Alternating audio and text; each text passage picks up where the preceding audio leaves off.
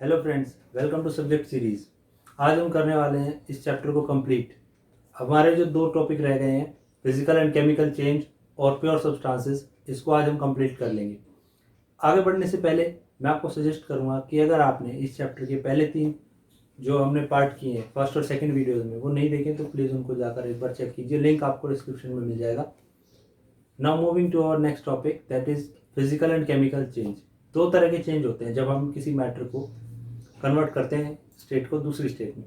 तो जब वो चेंजेस होते हैं तो हमें हमसे पूछा जाता है, एग्जाम में भी पूछा जाता है कि आप ये चीज़ कर रहे हो तो आप बताइए इसमें कौन सा चेंज होगा। फॉर एग्जाम्पल आपसे पूछा जाता है when you are cutting down a tree, तो कौन सा चेंज है, केमिकल है या फिजिकल चेंज है। And when you are burning a wood, जब आप किसी लकड़ी को जला रहे हैं तो ये केमिकल चेंज है या फिजिकल चेंज है। इतना इजी क्वेश्चन आते हैं, इसमें भी हम कई बार कंफ्यूज हो जाते हैं।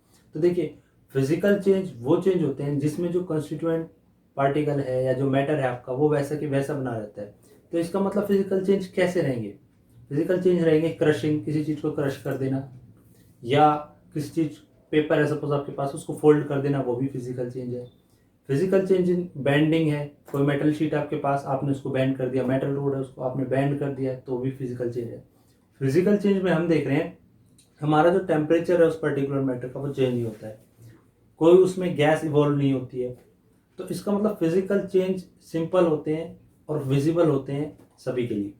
लेकिन जब हम बात करते हैं केमिकल चेंजेस की, तो केमिकल चेंजेस में आप देखेंगे सबसे पहली बात, केमिकल चेंजेस जब भी होंगे तो first of all a gas will be evolve, कोई ना कोई गैस उसमें रिलीज होती है केमिकल चेंज में, like burning of paper, burning of would. दूसरा आप देखते हैं केमिकल चेंज में कलर भी चेंज हो सकते हैं।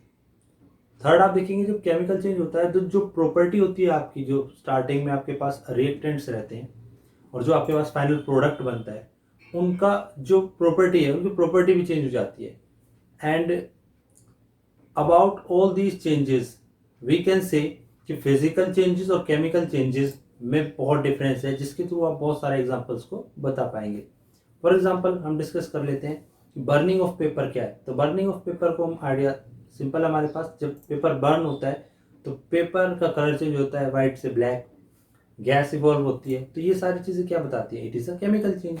तो देखा आपने कितना इजीली हमने समझा फिजिकल और केमिकल चेंज को। तो इस तरह का टॉपिक आपका 1 मार्क्स में पूछ लिया जाता है कई बार। Now moving to our last topic of the chapter, we will complete this chapter from this topic. This is pure substance or characteristics of pure substance. तो pure substance चैप्टर के starting में हमने समझा था प्योर मतलब क्या है, मतलब free from any kind of impurities. तो प्योर सब्सटेंसेस जो होते हैं, पहले ये समझते हैं कि कितने टाइप के हो सकते हैं। ब्रॉडली इनको दो कैटेगरी में बांटा गया है। पहला है आपका प्योर सब्सटेंसेस में आपके जो एलिमेंट्स आते हैं। एलिमेंट्स मतलब जो भी दुनिया में हमें चीज़ें मिली हुई हैं, जैसे gold, silver, platinum, iron, copper, ये सब हमारे एलिमेंट्स हो गए। और भी बहुत सारी चीज़ें, सारी गैसेज इसमें आती हैं। और दूसरा हमारे पास हो गए कंपाउंड। कंपाउंड यानी मिक्स फॉर्म में। अगर हम एलिमेंट्स की बात करें तो उसमें हमारे पास आ जाएंगे मेटल्स, नॉन मेटल्स और मेटलॉइड्स। अगर हम कंपाउंड्स की बात करें तो उसमें हमारे पास आते हैं आपके ये एलिमेंट्स का मिक्सचर। जैसे मैं कहूँ आपको कि एक अलॉय है, अलॉय में आपका गोल्ड भी हो सकता है, सिल्वर भी हो सकता है, मिक्सअप, तो ये आपके कंपाउंड आ जाए। NaCl एक अच्छा एग्जांपल है कंपाउंड का। अब हम एक बार डिस्कस कर लेते हैं प्योर सब्सटेंसेस के फर्स्ट टॉपिक जो है आपका एलिमेंट्स के बारे में अच्छे से। तो एलिमेंट्स के बारे में हम समझते हैं। हमारे अर्थ पर, क्योंकि जितने भी एलिमेंट्स हैं वो सारे अर्थ क्रस्ट पर ही मिलते हैं, हमारे अर्थ क्रस्ट पर अब तक 118 से ज़्यादा एलिमेंट्स पाए जा चुके हैं, जिनमें आपका हो सकता है sodium, hydrogen, helium, lithium, boron और भी बहुत सारे। ये 118 से भी ज़्यादा हमें अब तक मिल चुके हैं। और भी डिस्कवरीज होती रहती हैं। इनमें यूरेनियम भी होता है, इनमें आपका नाइट्रोजन भी है, ऑक्सीजन भी है। तो साइंटिस्ट ने ब्रॉडली इनको 3 कैटेगरी में बांट दिया एलिमेंट्स को। तो हम इस वर्ड को एक बार समझ लेते हैं, एलिमेंट हम किस चीज़ को कहेंगे। An element can be defined as a substance in which the number of atoms or same atoms are there। जितने भी उसके नंबर ऑफ एटम्स होंगे वो सारे एक जैसे होंगे, सबकी एक जैसी प्रॉपर्टी होगी, वो एक एलिमेंट है, उसमें कोई इम्प्योरिटी नहीं होगी। तो ये 3 तरह से साइंटिस्ट ने बांटे हैं। एक है मेटल्स, एक है नॉन मेटल और एक है मेटलॉइड्स। सबसे ज़्यादा पाए जाते हैं metals. Metals we know properties of metal, like metals में लस्टर होता है, चमक होती है, मेटल्स सोनोरस होते हैं और मेटल्स हार्ड होते हैं, मेटल्स मेलेबल होते हैं, मेटल्स डक्टाइल होते हैं, मेटल्स गुड कंडक्टर होते हैं हीट और इलेक्ट्रिसिटी के।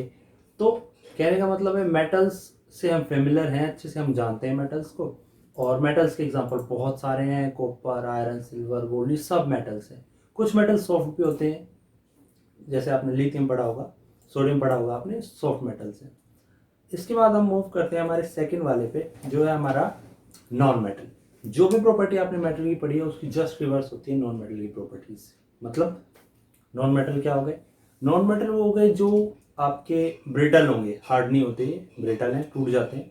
दूसरा, पुअर कंडक्टर होते हैं हीट और इलेक्ट्रिसिटी के। थर्ड, ये कलर्ड होते हैं बहुत ज़्यादा, जितने भी ज़्यादा कलरफुल सब्सटेंसेस है वो ज़्यादातर नॉन मेटल हैं।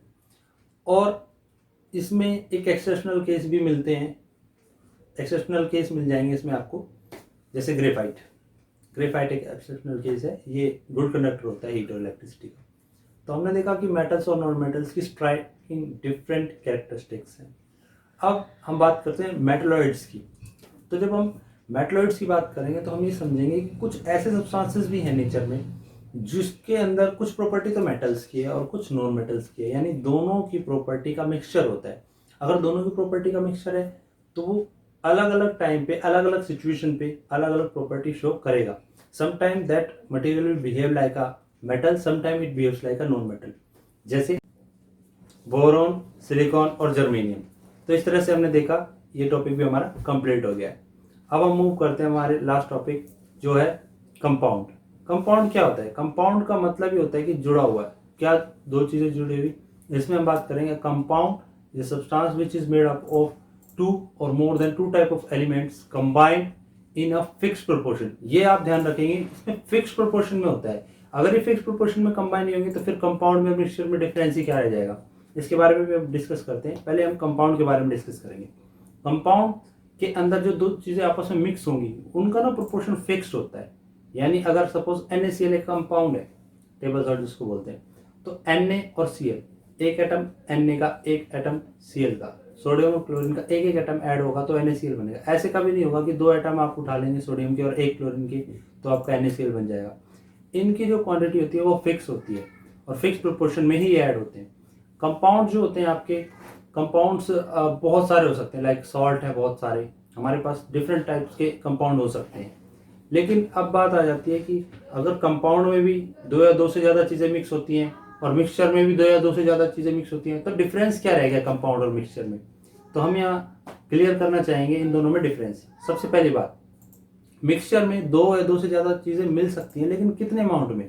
वो हमने पहले आपको बताया, किसी भी अमाउंट में मिक्स हो सकती है। जैसे एक गिलास पानी में आप चाहो 1 चम्मच चीनी डाल दो, 2 चम्मच, 3 चम्मच, कितने भी चम्मच चीनी डाल दो, वो तो उसके हिसाब से डिपेंड करेगा, वो बनेगा मिक्सचर ही आपका। लेकिन अगर आपको कंपाउंड बनाना है, सपोज आपको NaCl ही बनाना है या आपको H2O बनाना है, वाटर, तो वाटर में भी आपको पता है H2O होता है, एक ऑक्सीजन के साथ दो हाइड्रोजन के एटम होते हैं। तो वाटर का मॉलिक्यूल बनाने के लिए आपको दो हाइड्रोजन और एक ऑक्सीजन ही चाहिएगा एक मॉलिक्यूल बनाने के लिए। तो इस तरह से आपने देखा कि इसमें आपके जो कंस्टिट्यूएंट है वो फिक्स प्रोपोर्शन में होते हैं कंपाउंड में, लेकिन मिक्सचर में कोई फिक्स नहीं होता। आप कंसंट्रेशन कम भी कर सकते हैं, ज़्यादा भी कर सकते हैं, वो आपके हाथ में होती है। फिर हम मूव करते हैं कि मिक्सचर में और कंपाउंड में और क्या डिफरेंस हो सकता है। मिक्सचर और कंपाउंड में डिफरेंस ये हो सकता है कि जो मिक्सचर होता है और जो कंपाउंड होता है, इनकी जो रिएक्टेंट्स होते हैं स्टार्टिंग में और जो इनका फाइनल प्रोडक्ट बनता है वो कंप्लीटली डिफर करते हैं। जैसे ऑक्सीजन भी गैस है, हाइड्रोजन भी गैस है, लेकिन जब ऑक्सीजन और हाइड्रोजन को एक फिक्स प्रोपोर्शन में ऐड करते हैं तो लिक्विड बन जाता है। लेकिन जैसे कि आप देख रहे हैं यहाँ पे आपका सपोज लेमनेड आप बनाते हैं, नींबू पानी, तो स्टार्टिंग नींबू पानी में नींबू का रस और पानी आपने ऐड किया, दोनों लिक्विड थे, बनने के बाद भी लिक्विड ही बना।